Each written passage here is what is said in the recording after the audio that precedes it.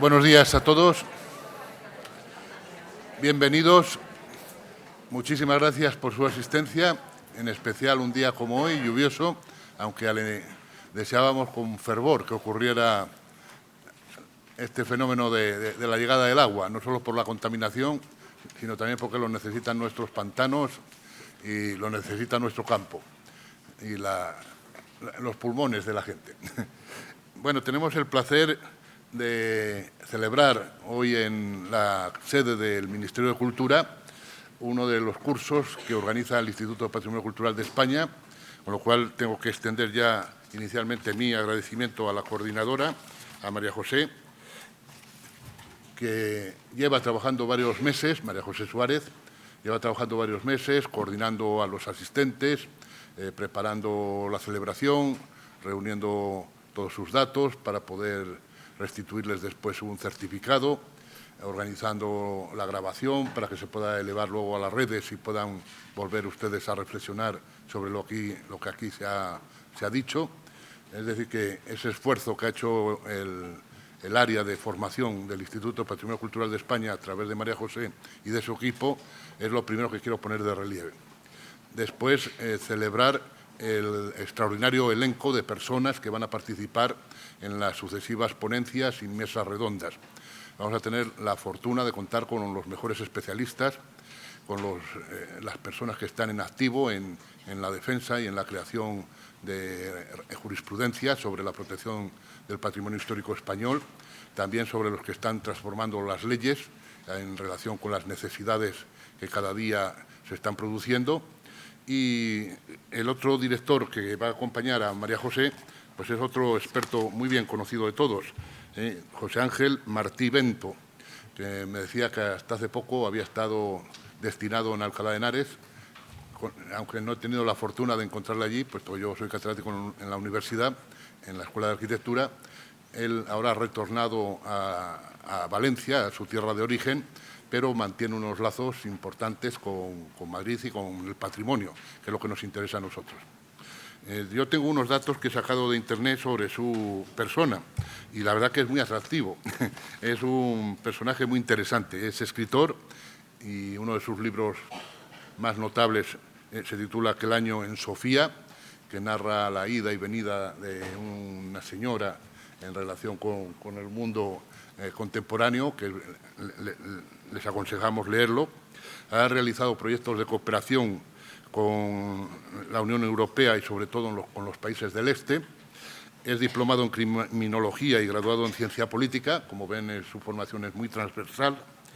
Y en el periódico También Buceando he encontrado que con el teniente Aguilar y la UCO y otras instituciones de las Fuerzas Armadas Españolas, pues hace muy poquito, hace unos meses, ha desarticulado una organización criminal de origen búlgaro, si no me leí mal, dedicada al expolio y falsificación de material arqueológico, el año pasado, en 2018, en una operación con la Guardia Civil.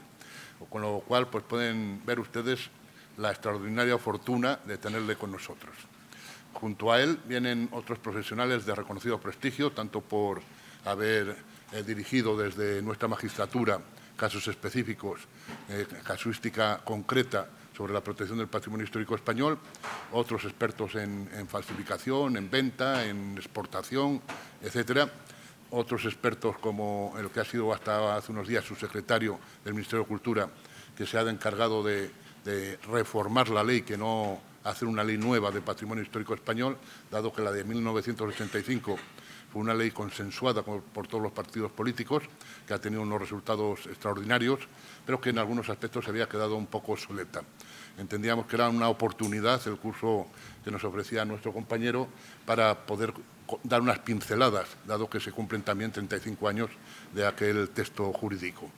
Y simplemente decirles el interés y la importancia que para el Instituto de Patrimonio Cultural de España, que como ustedes saben es algo así como el brazo ejecutor de la Dirección General de Bellas Artes y del Ministerio de Cultura en cuanto a la conservación y restauración de bienes culturales.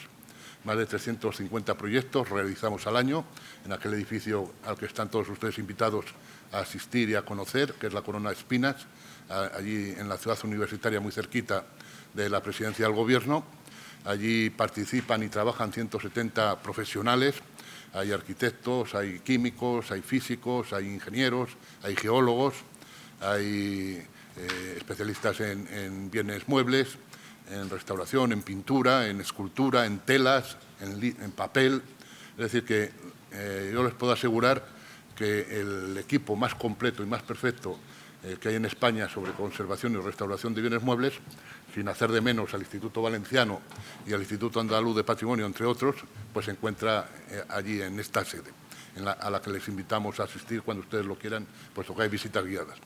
Y el tema que nos va a reunir, la defensa del patrimonio y la protección jurídica del patrimonio cultural español, pues es un tema de una trascendencia enorme, en la que hay muy pocos especialistas, muy pocos conocedores. Desde el punto de vista histórico, contando un poco los antecedentes, saben ustedes que la conservación y destrucción del patrimonio viene casi del propio origen del ser humano, al igual que la idea de patrimonio y de propiedad. Todos ya en el origen del ser humano, de las personas, pues aparece la herencia que unos padres legan a sus hijos, pero será hasta el siglo XIX cuando aparezca un poco la idea del valor económico y pecuniario relacionado con el objeto obra de arte.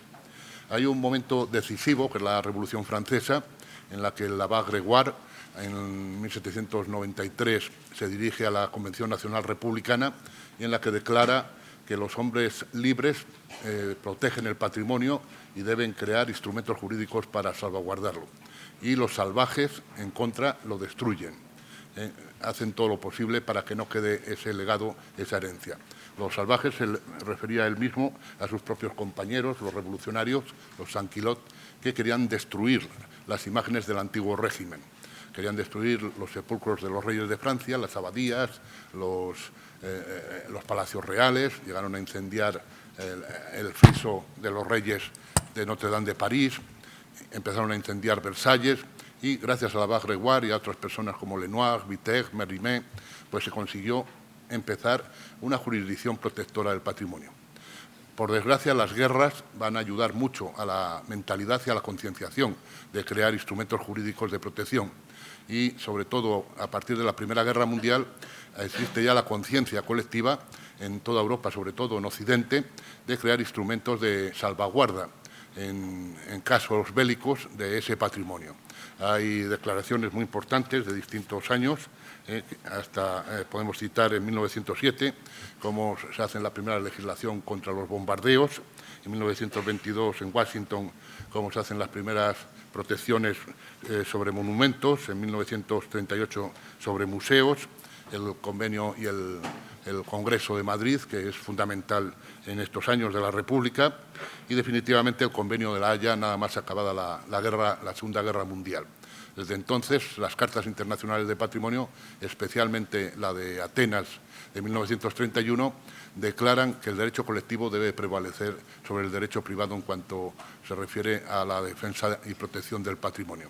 Y desde entonces hasta aquí, nuestros juristas siguen estudiando, siguen analizando, siguen preocupándose extraordinariamente por cómo se pueden producir delitos en cuanto al patrimonio, falsificaciones, robos, todo tipo de amenazas que, gracias a ellos, en nuestros tribunales, en un país democrático, en un país que defiende su civilización, su origen y su esencia cultural, pues tenemos la fortuna de que encontramos en ellos, igual que en nuestras Fuerzas Armadas, un sentido de la protección y una necesidad de salvaguardia de ese legado cultural que tenemos la obligación de transmitir a los que vengan detrás de nosotros. Para todos ellos y para ustedes que asisten a sus lecciones y se han molestado en venir hasta aquí, nuestra gratitud y nuestra oferta del Instituto Patrimonio Cultural de España. Cedo la palabra a nuestro compañero, al profesor Ángel Martín Bento, para que les dirija unas palabras. Muchas gracias, Javier. Qué miedo da Internet, ¿no? Que estamos retratados todos, nos pueden hacer ya un boceto desde el minuto uno. ¿Por qué este seminario? No me meteré en lo que van a exponer luego los expertos, que para eso son. Hay se va a estructurar en varios bloques, como saben, una parte general que don Antonio va a tener el gusto de abrir, una parte más especial dedicada ya a los aspectos administrativos de la protección del patrimonio histórico, los aspectos civiles y mercantiles, que también son bastante desconocidos del ámbito del patrimonio cultural, y una última parte penal, tanto en la fase de investigación como de enjuiciamiento de delitos que tengan que ver con el patrimonio histórico. Yo poco sé, muy poco de eso, y para eso hemos invitado a grandes expertos. Yo voy un poco más al aspecto, si me permiten, poético o filosófico del patrimonio histórico. Vamos a morir todos, vamos a morir. ¿Y qué dejaremos? ¿Qué dejaremos cuando nos marchemos? No me refiero a nivel particular, pues, a nuestros hijos, a nuestros nietos, pues quedará ahí, ¿no? Pues un recuerdo, fotografías, más o menos patrimonio personal, individual. Pero yo me pregunto, o sea, ¿qué dejaremos a las generaciones futuras? ¿Qué recuerdo tendrán de nosotros las generaciones futuras? Y esto al final es como un espejo. ¿Qué recordamos nosotros de los griegos, de los romanos, de fenicios, de las culturas que han ido pasando por concretarnos por la península ibérica? Pues en realidad lo que recordamos de ellos es lo que nos han dejado en piedras, en pinturas, en monumentos. Por eso es importante, en humilde opinión, en la medida de lo posible, crecer en ese patrimonio histórico. Nuestra generación tiene la obligación de, en la medida de lo posible, y si tenemos unos artistas suficientemente buenos y significativos, en crear nuevas obras para que generaciones futuras nos conozcan y nos recuerden gracias a esas obras, pero como mínimo, si no tenemos artistas en nuestra generación, no hay artistas de suficiente calado como para aportar algo significativo a la historia, como mínimo nuestra responsabilidad es conservar el patrimonio que hemos recibido.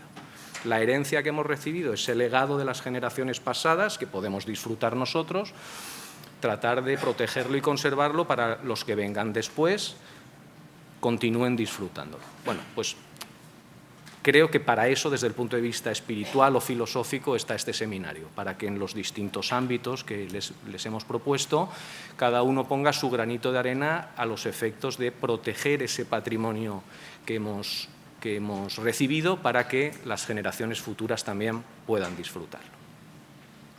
Nada más. Por mi parte, esta era la introducción que quería hacer para dar ese aspecto más lírico que quizá falta en las frías páginas del programa. Y sin más, si te parece, Antonio, ¿estás listo, Antonio? Podemos empezar. Pues me van a permitir, tengo el honor de presentarles a don Antonio Pablo. Perfecto, gracias. Muchas gracias a ti también, Javier. Gracias.